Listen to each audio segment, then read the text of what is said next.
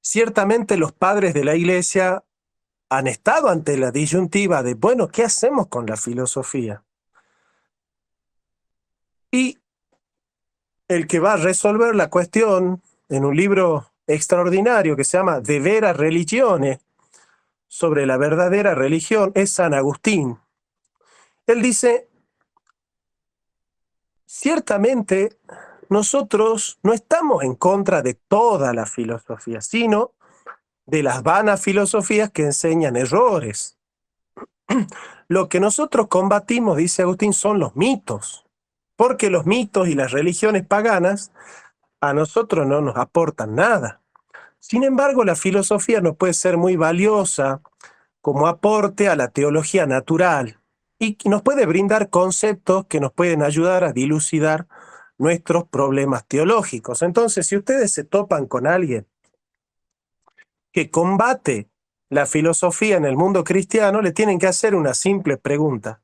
Explícame la Trinidad sin acudir a conceptos filosóficos como hipostasis, o como persona, o prosofón, o como sustancia. No va a poder. O sea, nadie podría dar cuenta teológicamente del dogma de la Santa Trinidad sin acudir a conceptos filosóficos. No se puede. No se puede explicar la Trinidad y dar explicaciones dogmáticas y conceptuales sin conceptos filosóficos de la Trinidad.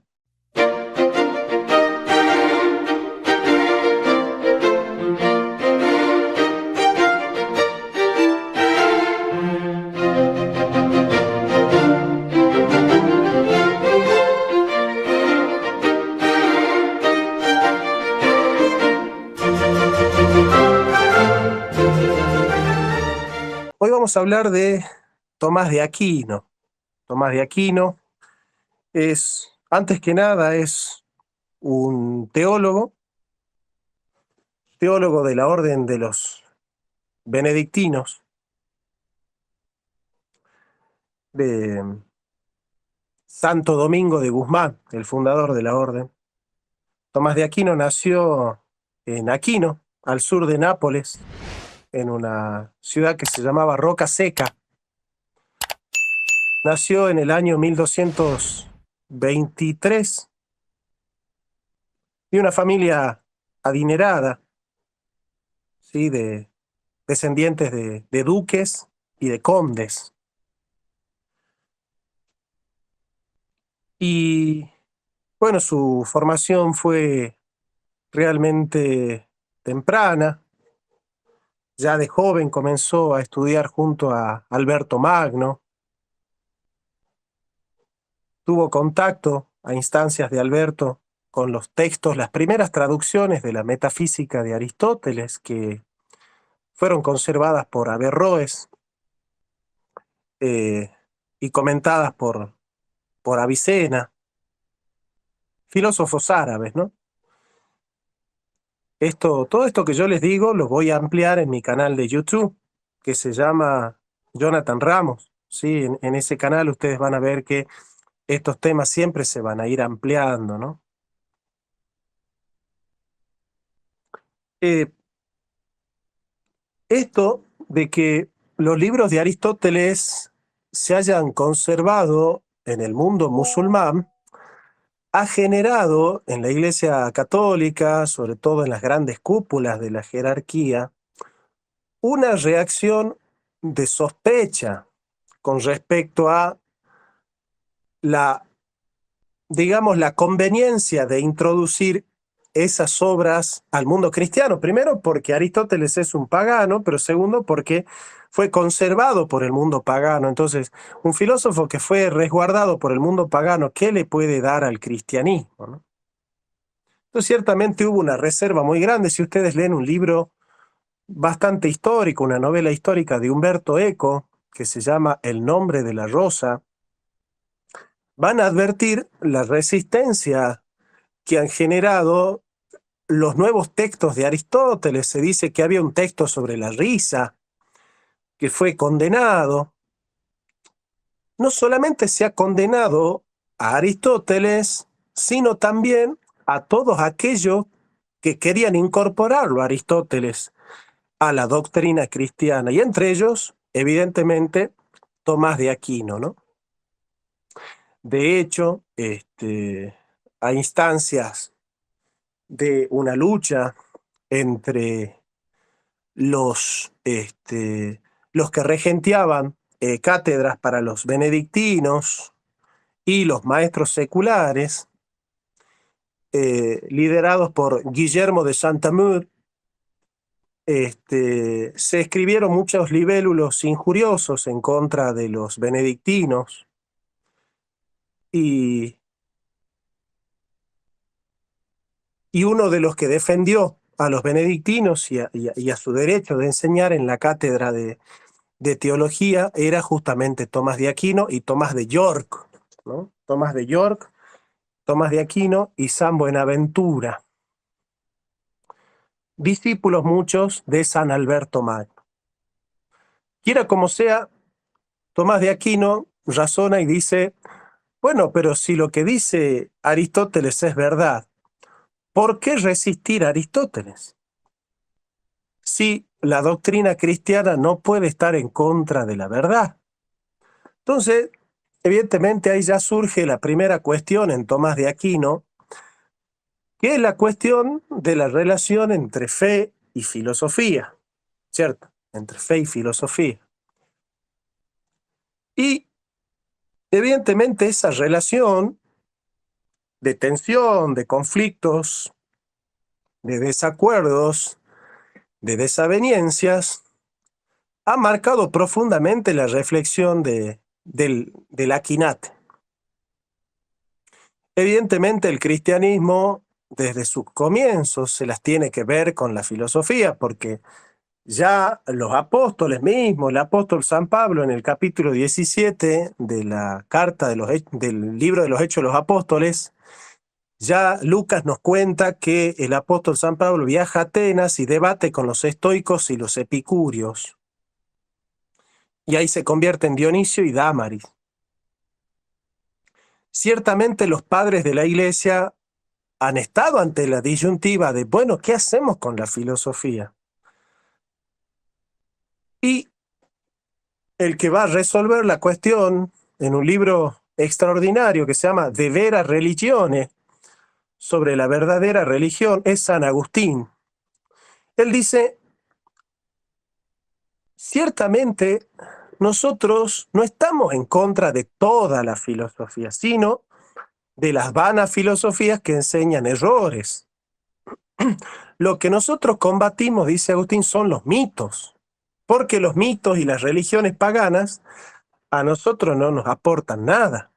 Sin embargo, la filosofía nos puede ser muy valiosa como aporte a la teología natural y nos puede brindar conceptos que nos pueden ayudar a dilucidar nuestros problemas teológicos. Entonces, si ustedes se topan con alguien que combate la filosofía en el mundo cristiano, le tienen que hacer una simple pregunta.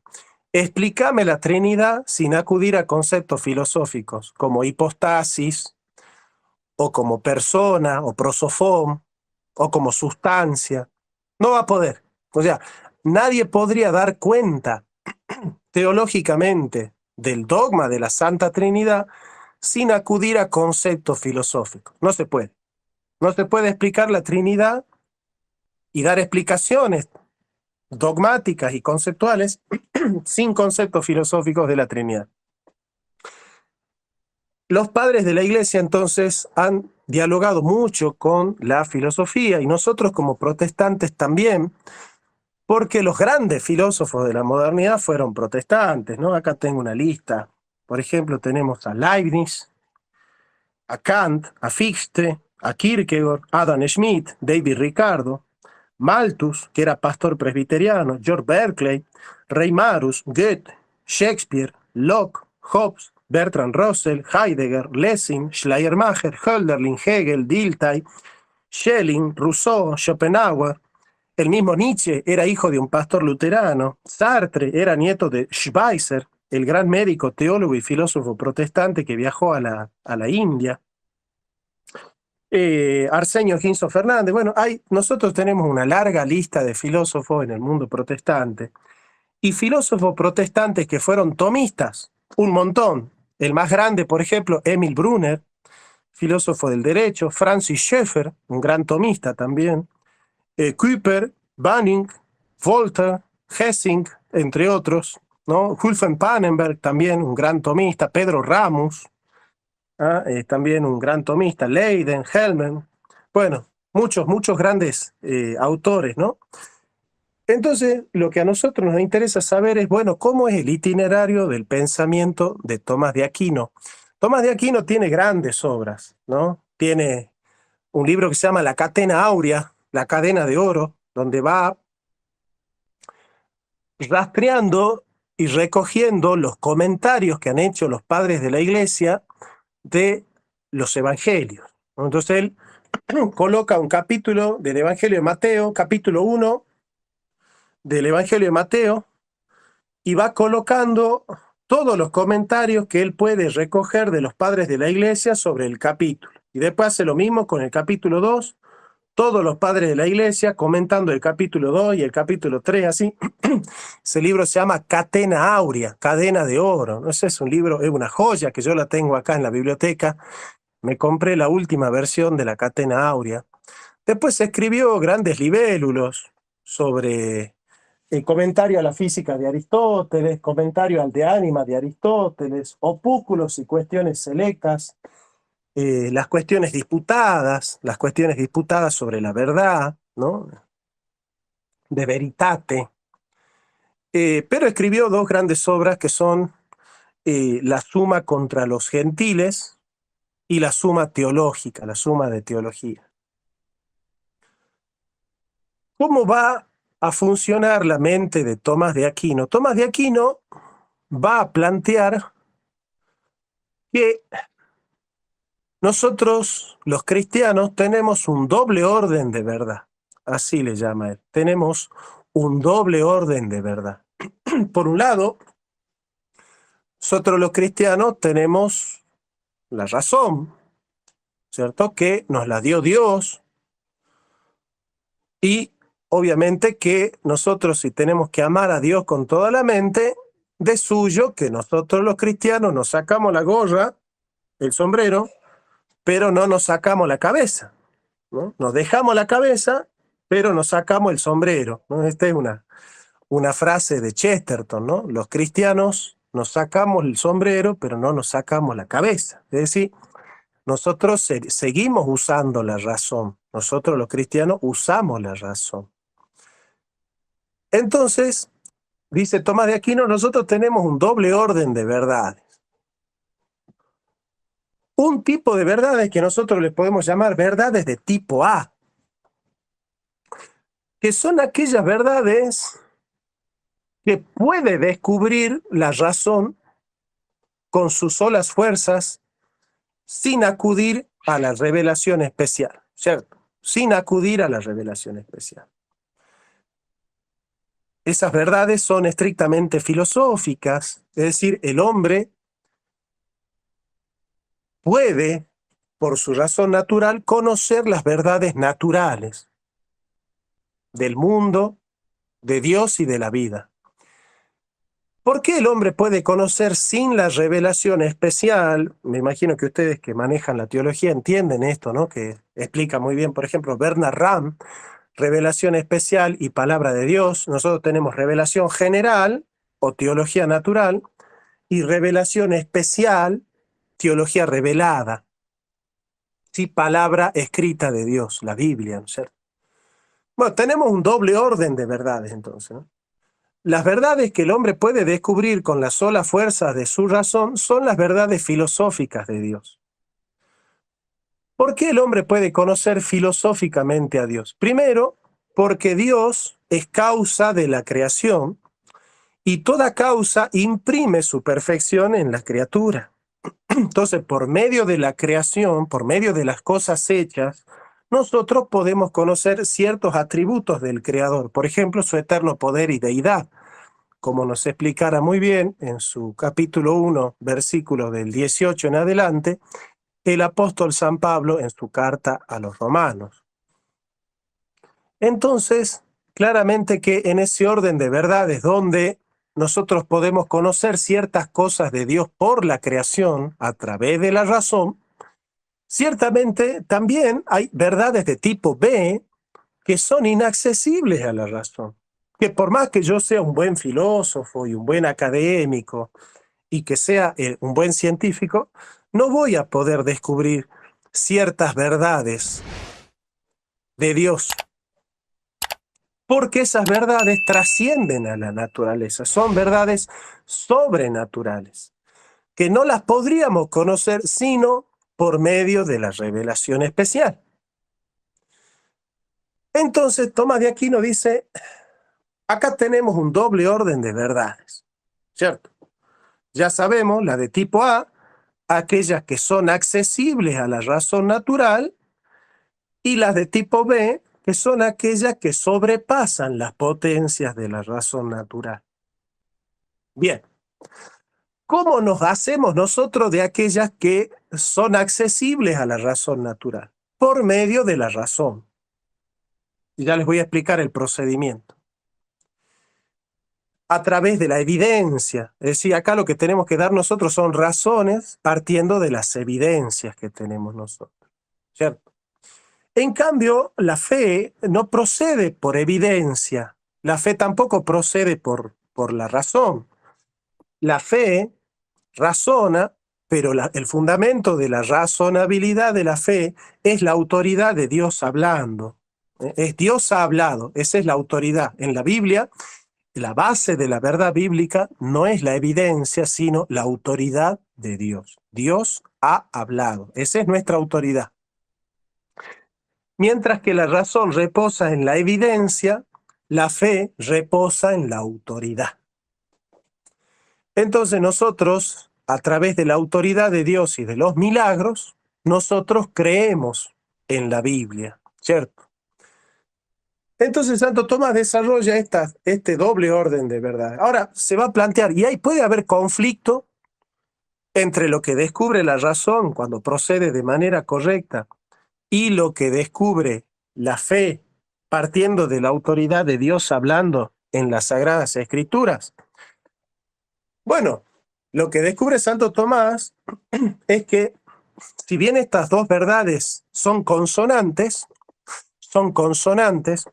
es decir, aquello que descubre la razón en la filosofía y aquello que descubre la fe en la Biblia, no son contrarias. Sin embargo, Tomás de Aquino va a defender que cada verdad procede de manera diferente y tiene que tener su autonomía. Es decir, nosotros no podemos meter autoridades bíblicas o versículos bíblicos en medio de un proceso de razonamiento filosófico. Y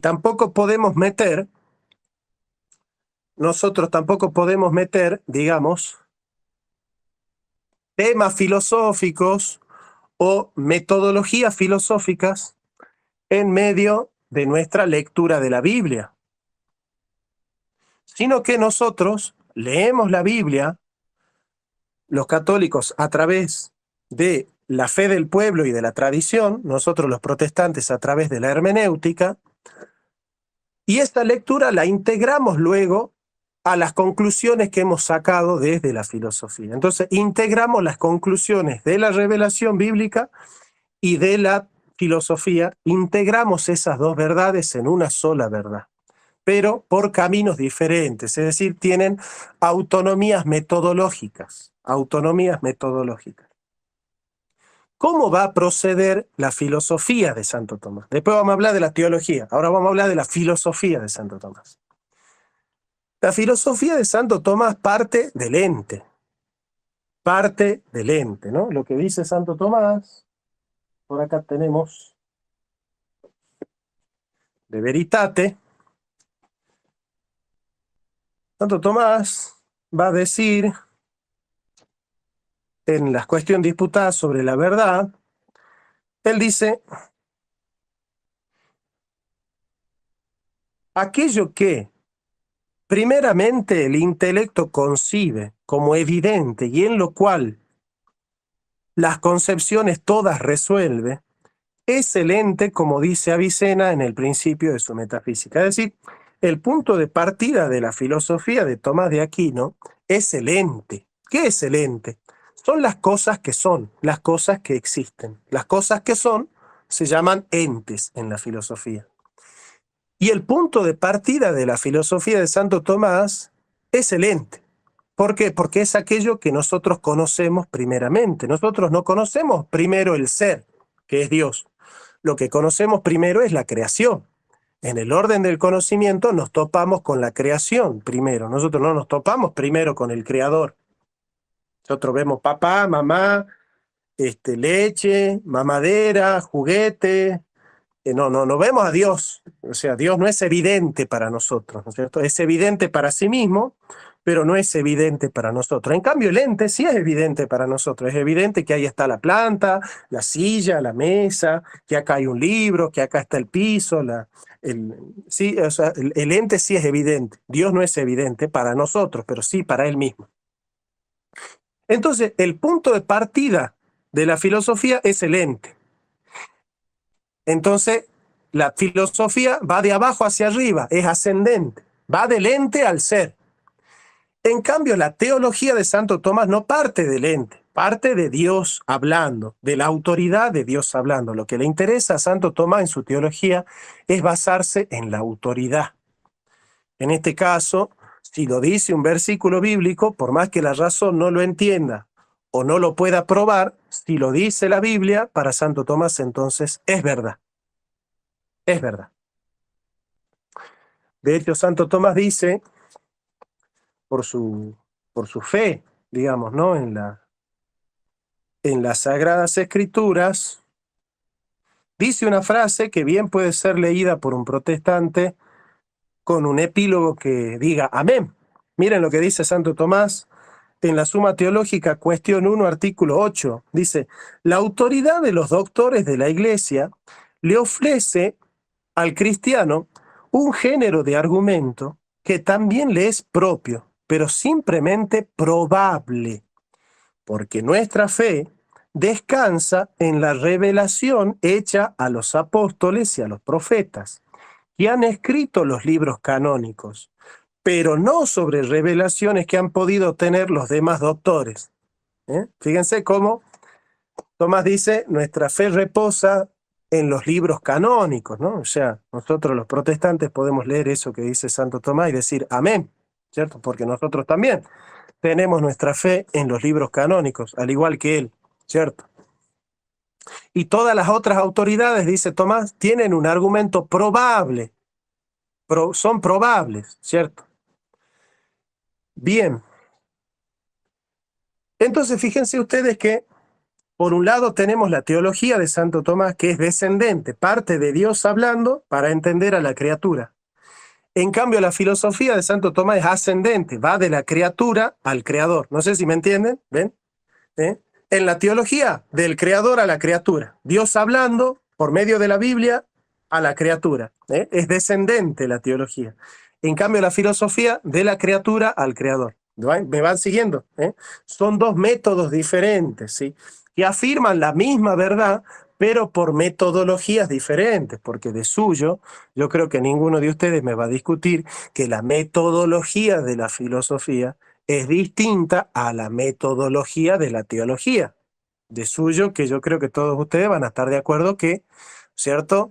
Las metodologías son diferentes, ¿cierto?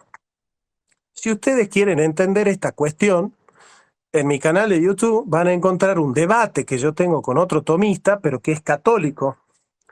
Ese tomista se llama Dante Urbina. Nosotros tuvimos un debate de 2 horas más o menos, donde planteamos esta cuestión. Yo defiendo la cuestión de que filosofía y teología son autónomas, y en esa autonomía se integran en la misma verdad, pero por caminos diferentes. En cambio, él sostiene que la filosofía y la teología se deben entrecruzar todo el tiempo, se deben mezclar todo el tiempo. Bueno, yo planteo que no. Yo planteo no solamente que no es debido, sino que no es conveniente mezclar.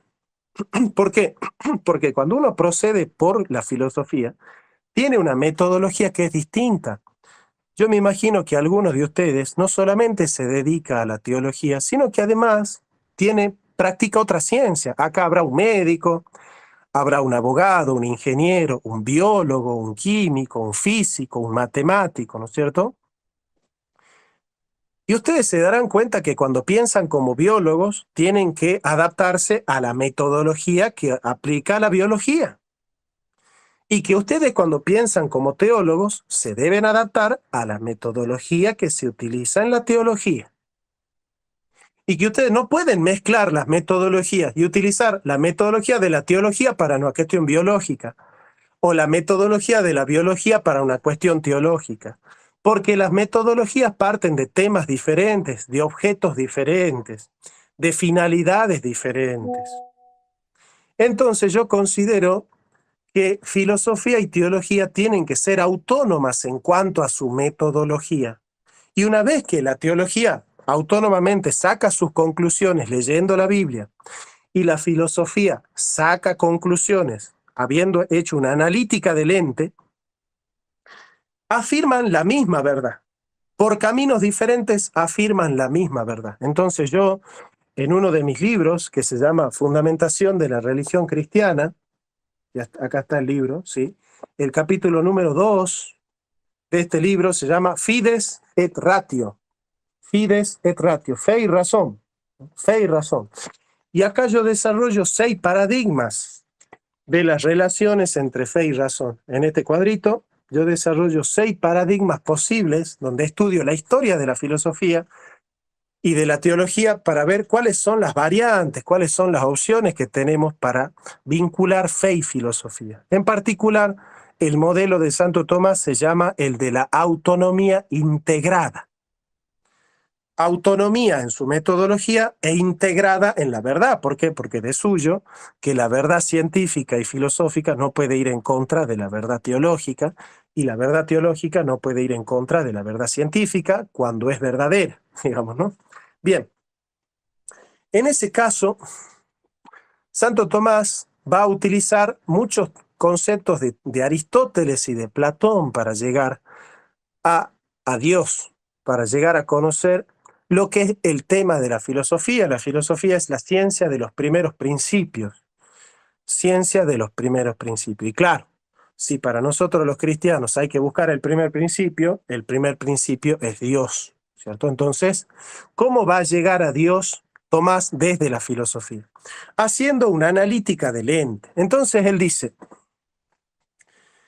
nosotros nos topamos con entes que son materiales, ¿sí? Él les llama entes hilemórficos. Hile en griego significa materia, morfe significa forma, ¿cierto? Entonces nosotros tenemos entes hilemórficos, compuestos de materia y de forma. Ahora, ¿cómo se comporta la materia con respecto a la forma? Vamos a poner un ejemplo. Yo acá veo, por ejemplo, no los veo a todos, ¿no? Porque yo estoy desde el celular y ustedes son un montón, entonces yo no los veo, pero voy a ir bajando para ver, por ejemplo, y no tienen prendidas sus cámaras, entonces es como que yo no los veo, pero ahí hay un Freddy, un Juan, una Graciela, una Vilma y un Moisés. Bueno, ahí está, ahí tenemos. Entonces, ustedes tienen un cuerpo. Ese es el principio material. Y a la vez tienen un alma. Ese es el principio espiritual. Tienen un alma espiritual, ¿cierto? El cuerpo es material, el alma es espiritual. ¿Cómo se comporta el cuerpo con respecto al alma? Nosotros tenemos la misma humanidad. Tanto Freddy, Juan, Graciela, Vilma y Moisés participamos de la misma esencia, la esencia humana. Entonces nosotros podríamos decir que tenemos la misma forma, la forma humana. La forma es metafísica, la figura es física. ¿Eh? Yo estoy alto, flaco, otros serán más gordos, más petizos, más altos, más blancos, más morochos. Esa es la figura. Pero la forma es metafísica y la forma es humana. Nosotros tenemos forma humana, ¿cierto? Ahora, si tenemos la misma forma y tenemos una sola forma, todos nosotros, una sola forma que se llama especie humana, forma humana, ¿por qué no somos una sola persona? ¿Por qué Freddy es una persona, Eduardo es otra persona? ¿Por qué Juan es otra persona, Graciela es otra persona? ¿Por qué se da eso? ¿Por qué Walter es otra persona? ¿Eh? ¿Por qué Juanita es otra persona? ¿Por qué Henry, Antonia son personas diferentes? Porque la forma humana en Antonia está en el cuerpo de Antonia.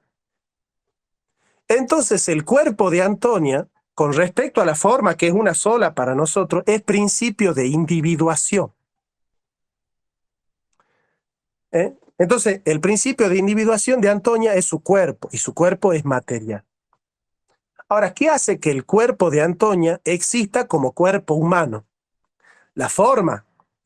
¿Y qué transmite la forma en Tomás de Aquino? El alma. Antonia tiene alma humana, alma racional. El vegetal, la planta tiene alma vegetal y el perro tiene alma animal. Bueno, Antonia no tiene alma vegetal ni alma animal, tiene alma espiritual, alma racional, capaz de ejecutar operaciones racionales espirituales. Entonces Antonia está conformada por un principio material, que es el cuerpo, y un principio formal, que es el alma. Entonces Antonia es silemórfica, compuesta de materia y de forma.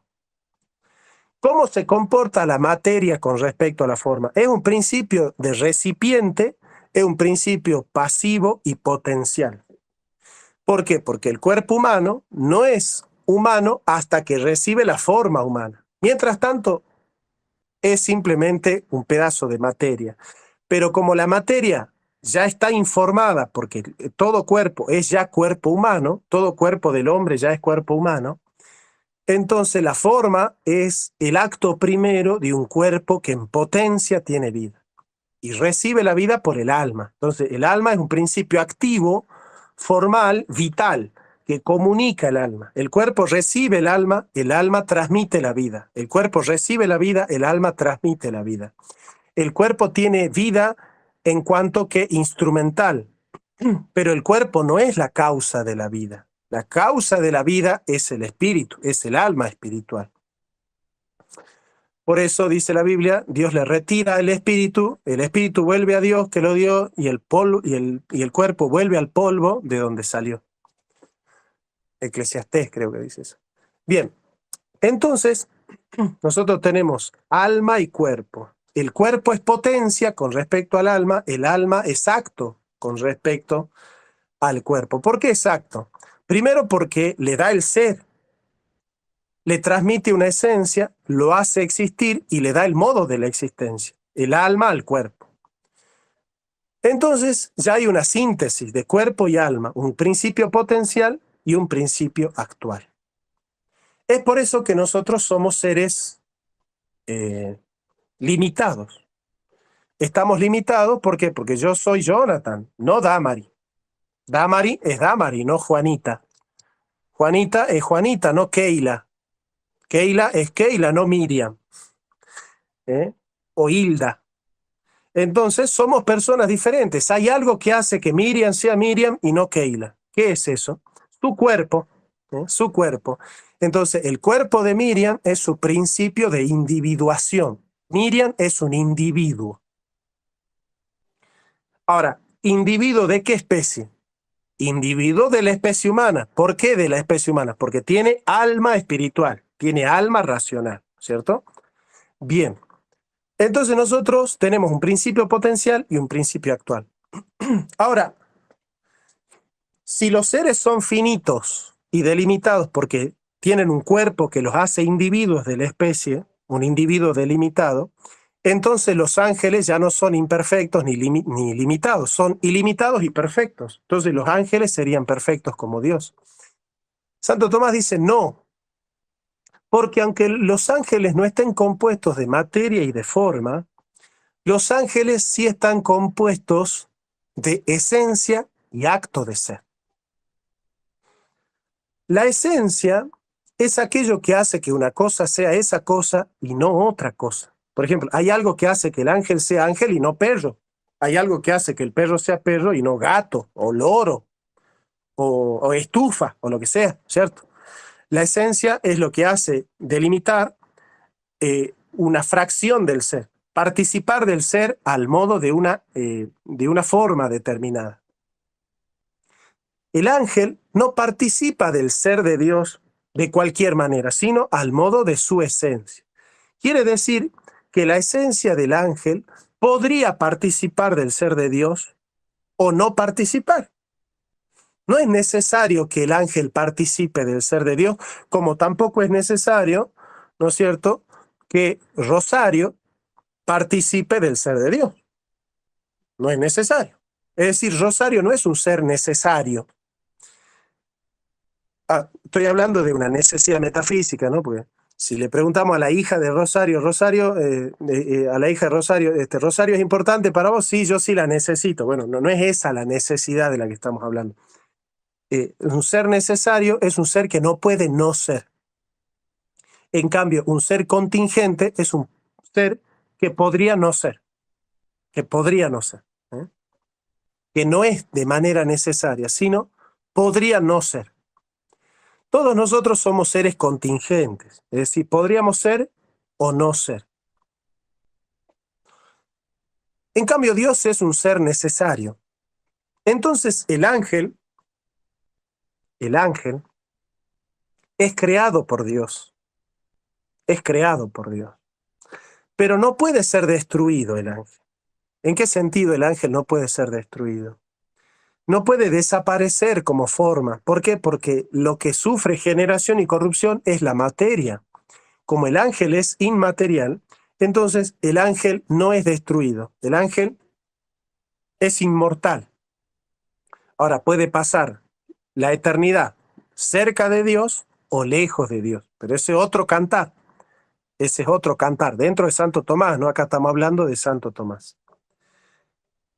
Entonces, nosotros somos seres contingentes y el ángel es un ser necesario, pero no necesario por sí mismo. Él no se hace necesario a sí mismo, es necesario por otro.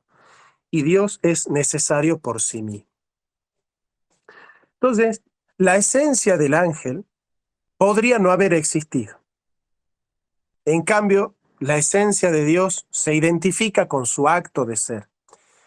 De tal suerte que hay una limitación en el ángel. ¿Por qué? Porque la esencia del ángel no se corresponde con su ser. Porque el ser del ángel es recibido. Ahí entramos a un concepto filosófico importante que es el concepto de ser ab alio. Ab significa hacia, alio, o de otro, viene de otro. Entonces, ahí encontramos el concepto de avaliedad. Nosotros no somos ser en sí mismo. Y ens hace. Nosotros no somos seres en sí mismos. Nosotros somos ser en otro. Participamos de otro. Nuestra existencia viene dada por otro. Y eso también lo explica la Biblia en el capítulo 17 cuando dice, en él somos, existimos, vivimos y nos movemos, ¿no? Eso le dice San Pablo a los filósofos, ¿no? En Dios somos, vivimos y nos movemos, ¿no?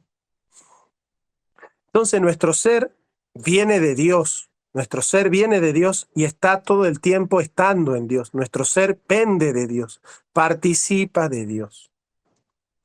De tal suerte que nosotros somos ser en otro. En cambio, Dios es ser en sí mismo, ¿no? Ustedes van a estudiar la aceidad de Dios. Dios es en sí mismo. En cambio, nosotros somos en Él.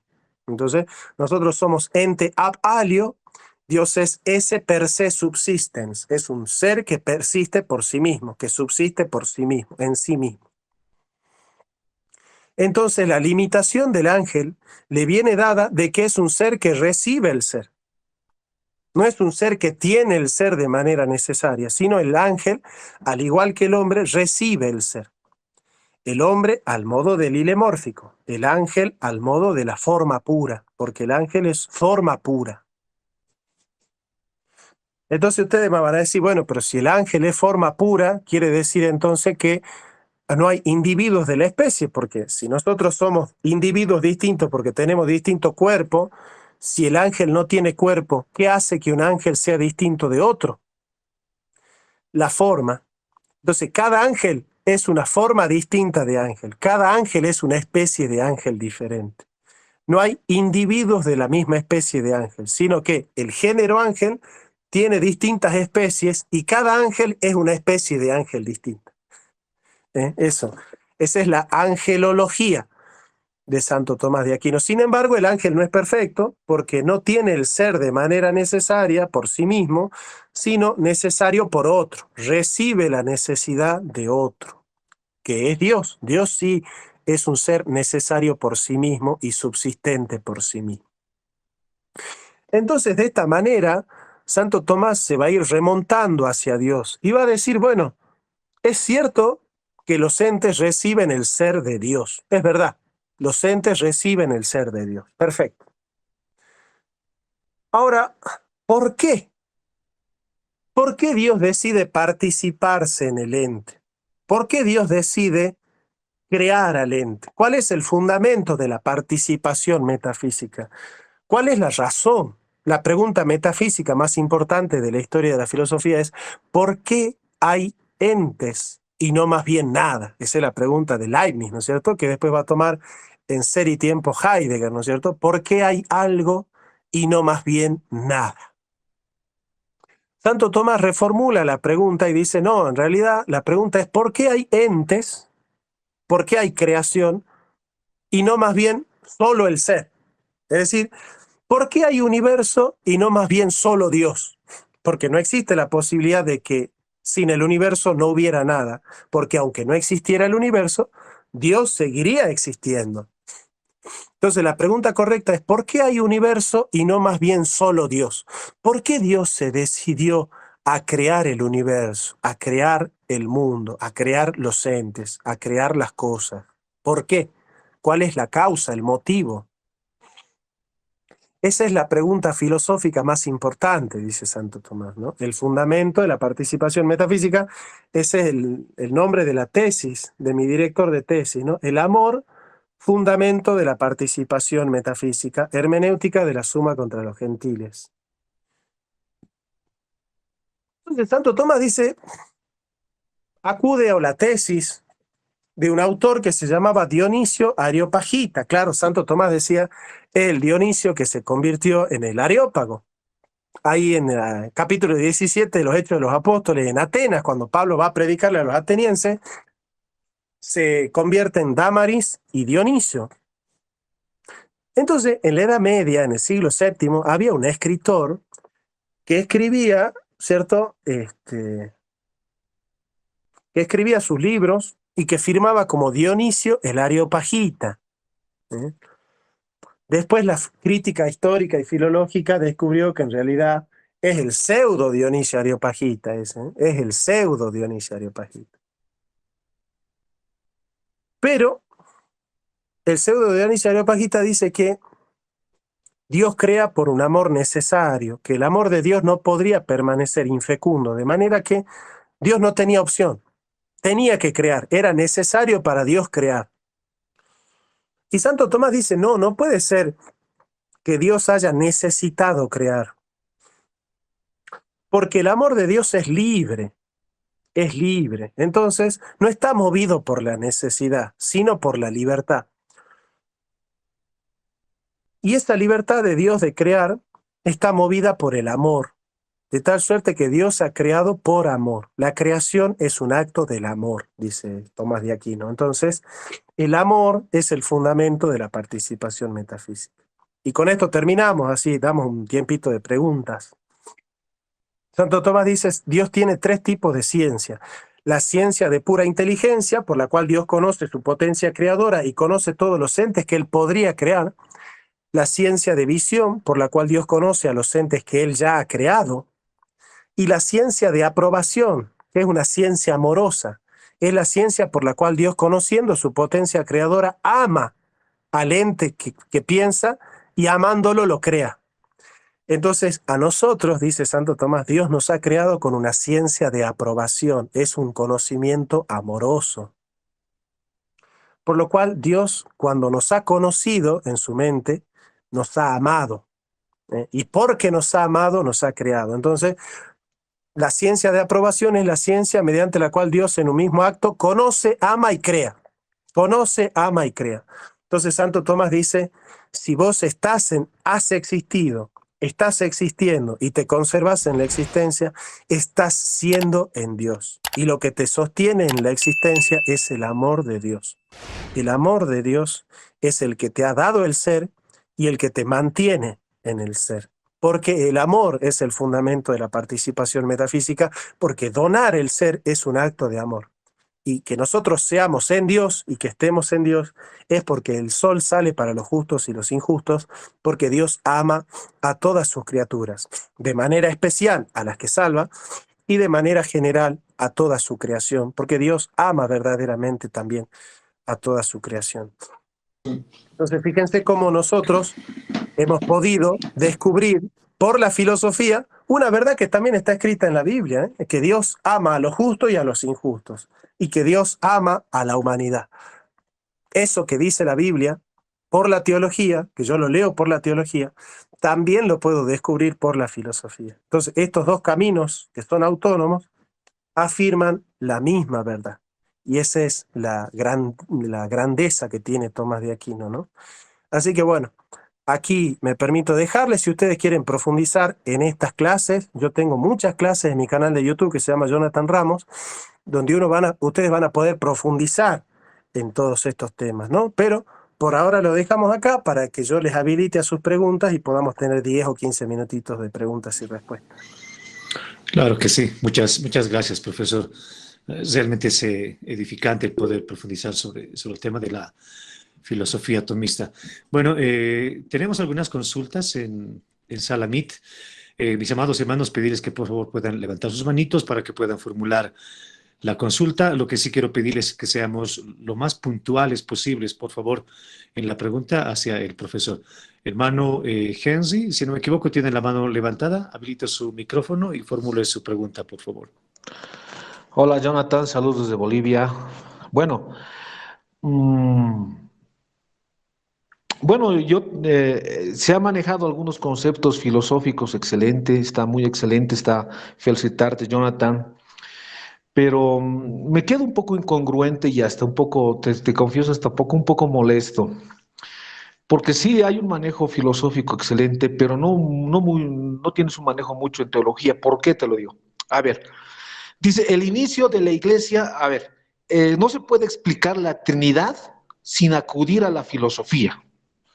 Bueno, es por una causa muy simple, Jonathan, porque la palabra Trinidad no hay en la Biblia, no existe en el original, Jonathan. Entonces, eso es importante.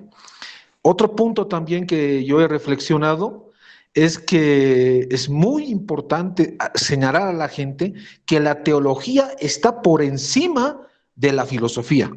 Y esto justamente lo habla también Francisco Suárez, ¿no? Dice, el fin de la teología es el hombre y su salvación.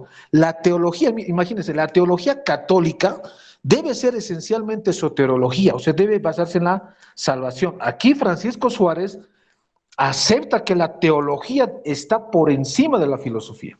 Entonces, esto es muy importante. Saludos de Bolivia, Jonathan. Bien, bueno, voy a tratar de responderte con más misericordia con la que vos hiciste la pregunta, ¿no? Porque no te voy a tratar de ignorante por la pregunta que has hecho, simplemente voy a tratar de aclararte la cuestión. En realidad, en la teología no se buscan solo las palabras, es decir, la mayoría de los conceptos que nosotros utilizamos en la teología no están los términos en la Biblia. Unión hipostática no está, ¿sí? De hecho, la mayoría de las unión de las asambleas de Dios tampoco está escrito así, con ese término no está escrito en la Biblia, digamos, ¿no? El problema no es el término.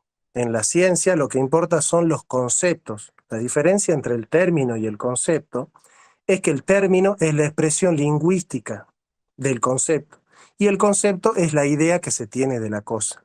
Entonces, a nosotros los protestantes no nos interesa tanto el término, la palabrita. ¿A dónde está la palabrita? Esa es de una teología muy básica. O sea, sí, ningún gran teólogo se acerca a la teología diciendo, ¿y dónde está la palabra Trinidad en la Biblia? Eso, yo te pregunto, ¿qué teólogo vos has conocido que se hace ese tipo de preguntas? ¿Vos has conocido a Tillich, a Barth, a Pannenberg, o qué sé yo, o a Reimarus, o a cualquier otro que se hace ese tipo de preguntas? Digamos, las preguntas centrales es, ¿ese concepto está en la Biblia? Bueno, el concepto es una cosa, la palabra es otra cosa, porque en primer año de filosofía se estudia la diferencia entre el término y el concepto. Vos me estás preguntando por el término. Lo que nos preguntamos nosotros los académicos es por el concepto, digamos. Entonces, cuando uno hace una pregunta, tiene que obviar esas cosas como ignorás de teología y esas cosas. Uno tiene que hacer preguntas de otra manera, porque muchas veces uno, por ser soberbio y decir eso, puede quedar uno como ignorante, ¿no es cierto? Entonces, ciertamente no se puede explicar la Trinidad sin el concepto de unión hipostática, de hipostasis, de prosofón, de persona y de sustancia.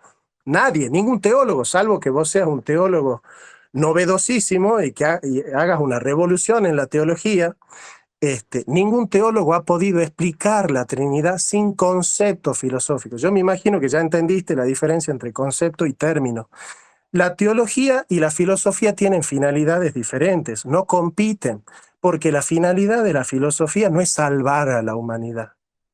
Ningún filósofo ha escrito su filosofía para salvar a la humanidad, ni Nietzsche, ni Foucault, ni Sartre, ni Heidegger, ni Deleuze, ni Badiou, ni Barthes, ni D'Alembert, ni Rousseau, ni Kant. La finalidad de la filosofía es conocer. La finalidad de la religión es salvar. Entonces no hay una rivalidad entre la filosofía y la teología, porque tienen finalidades diferentes, ¿sí? Entonces, si vos me decís que el alcance de la teología es trascendente y el alcance de la filosofía es inmanente y por lo tanto el alcance de la teología es superior, sí. Pero vos me decís que la teología está por encima de la filosofía. Pero yo no estoy planteando qué ciencia es la más importante. Acá lo que hemos tocado en la clase nosotros es que la teología y la filosofía tienen metodologías diferentes, ¿sí? Entonces, las preguntas que hagan preguntas que tengan sentido para la clase, ¿sí? Porque ustedes están en una universidad de teología donde supuestamente estos temas ya los tienen que conocer. ¿Sí? Entonces, yo no tengo problemas que me hagan ninguna pregunta, pero que la pregunta no venga con adjetivos, porque si no a mí me van a ver obligado a responder de una manera que yo no quiero, ¿se entiende? Ok, muchas gracias, profesor Jonathan. Por cuestión de tiempo, vamos a solamente acudir a una pregunta más. Por favor, nuestro hermano tiene la manito levantada. Gregorio, si no me equivoco. Gregorio, por favor, hermano, habilite su micrófono y formule su consulta lo más puntual posible, por favor.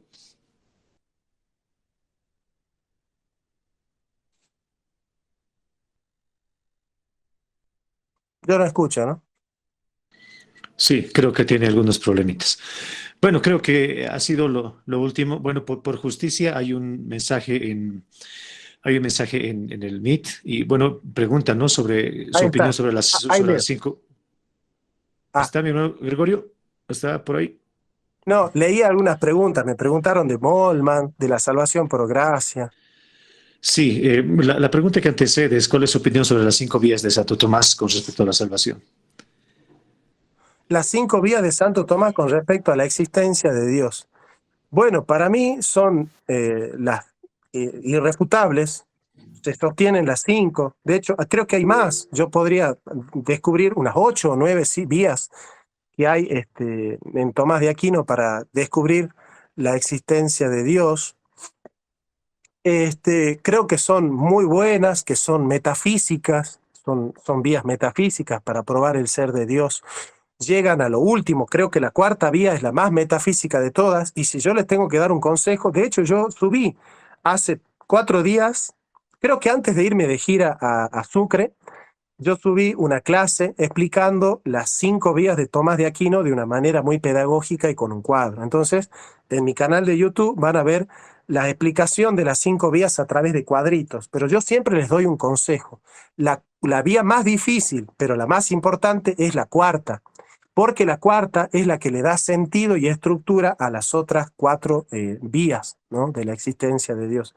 Entonces yo les diría que a través de Cornelio Fabro, hay un libro de Cornelio Fabro que se llama... Cornelio Fabro es uno de los grandes intérpretes de Tomás de Aquino en la actualidad. Participación y causalidad según Tomás de Aquino, de Cornelio Fabro. Yo creo que este libro les puede ayudar muchísimo a ustedes para poder entender la cuarta vía. Y una vez que hayan entendido perfectamente la vía de la participación y el concepto de participación, van a poder acceder a la primera, a la segunda y a la tercera vía. La quinta vía es la más diferente a las otras porque tiene otro derrotero y tiene otra finalidad y otra metodología. Sin embargo, la quinta vía es la más hermosa y es quizás la más difícil de penetrar porque tiene profundidades insondables, ¿no? Así que yo les recomiendo que no lean las 5 vías sin un autor que los pueda asesorar, que los pueda acompañar, que los pueda guiar, porque realmente son vías que son muy, muy difíciles de entender y que van a ver esa estructura, ¿no? Parte del ente, se va preguntando por la causa del ente y va a llegar a la causa primera, que es Dios, ¿no? Esa es un poco la Así estructura es. de las 5 vías. Bueno, profesor, muchas gracias. La verdad que ha sido un tema muy constructivo y creo que hay la necesidad de que podamos profundizar al respecto. Así que, Dios mediante, esperamos contar con su participación en otro webinar. Nos ha gustado mucho, vemos bastante participación entre los hermanos, muy constructivo. Profesor, de verdad, muchas gracias. Gracias por brindarnos de su tiempo. Sabemos que entre todas las responsabilidades que tiene, disponer un tiempo para que podamos aprender. De verdad, profesor, estamos agradecidos con Dios por su vida. Lo bendecimos desde Bolivia y esperemos algún día tenerlo por la facultad de manera presencial. Sería una gran bendición para Un nosotros. Así placer. que, profesor, permítame cesar con una oración, ya que, bueno, estamos Amén. entrando a otra clase también. Mis queridos hermanos, oremos por favor y los que están en sala Meet pongan su participación, por favor, en la sala. Señor, en este día te damos gracias con todo nuestro corazón, Padre bueno, porque creemos, Señor, que la suma de tu palabra, Dios mío, es la verdad. Te damos gracias por la vida de profesor Jonathan, Señor, por la vida de hombres, Dios amado, que trata de explicar, Señor mío, con toda su manera tu existencia. Señor, te damos gracias con todo nuestro corazón por lo que tú nos has dado. Gracias por lo que siempre nos das, Señor. Creemos en ti, Dios amado, con todo nuestro corazón. Bendecimos la vida, Señor, de cada estudiante. Bendecimos la vida del decano, Señor, y la vida del profesor Jonathan. En el nombre de Jesús oramos. Gracias, Señor mío. Amén. Amén. Amén. Que el Señor lo bendiga, profesor. Hasta otra Muchísimas oportunidad. gracias, ¿eh? Cuentan conmigo. Bendiciones. Bendiciones. Gracias. Bendiciones, profesor.